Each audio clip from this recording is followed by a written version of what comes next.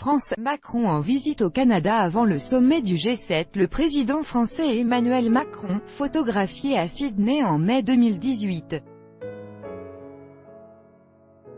Ludovic Marin, AFP. Emmanuel Macron est attendu ce mercredi 6 juin 2018 au Canada pour une visite officielle de 2 jours, avant sa participation à un sommet du G7. Un sommet qui promet d'être houleux, depuis la décision de l'administration Trump de taxer les importations d'acier et d'aluminium en provenance notamment de l'Union européenne et du Canada. Avec notre envoyé spécial à Ottawa, Mounia Daoudi, le président français rencontrera dès son arrivée à Ottawa le Premier ministre canadien Justin Trudeau, avant de s'envoler jeudi pour Montréal pour un entretien avec le Premier ministre du Québec, Philippe Couillard. Mais ces 2 rencontres seront très largement consacrées à la préparation du sommet du G7. Éviter à tout prix l'éclatement du G7, c'est ce que vont chercher à obtenir Justin Trudeau et Emmanuel Macron.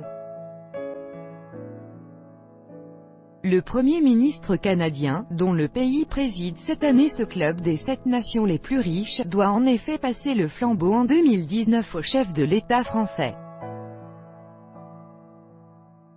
Et à la veille du sommet de la Malbaie, il était important pour les 2 hommes d'accorder leur violon pour tenter de briser l'isolement dans lequel se trouve l'administration Trump. Trump prêt à tout pour réduire le déficit commercial abyssal de son pays car le fossé entre les États-Unis et les 6 autres pays du G7 ne fait que se creuser. Déjà l'année dernière à Taormine, ils avaient refusé de signer la déclaration finale, en raison de leur retrait de l'accord de Paris sur le climat.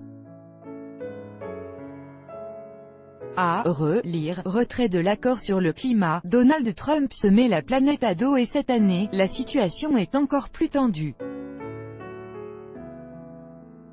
Cause, la guerre commerciale que Donald Trump est prêt à mener tous azimuts pour réduire le déficit commercial abyssal de son pays, quitte à s'aliéner ses principaux alliés.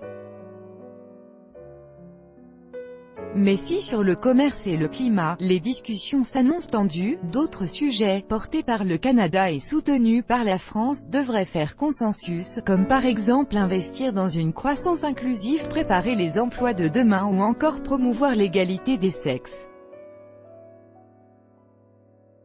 À relire, le Québec est déjà en ébullition à 2 mois du sommet du G7.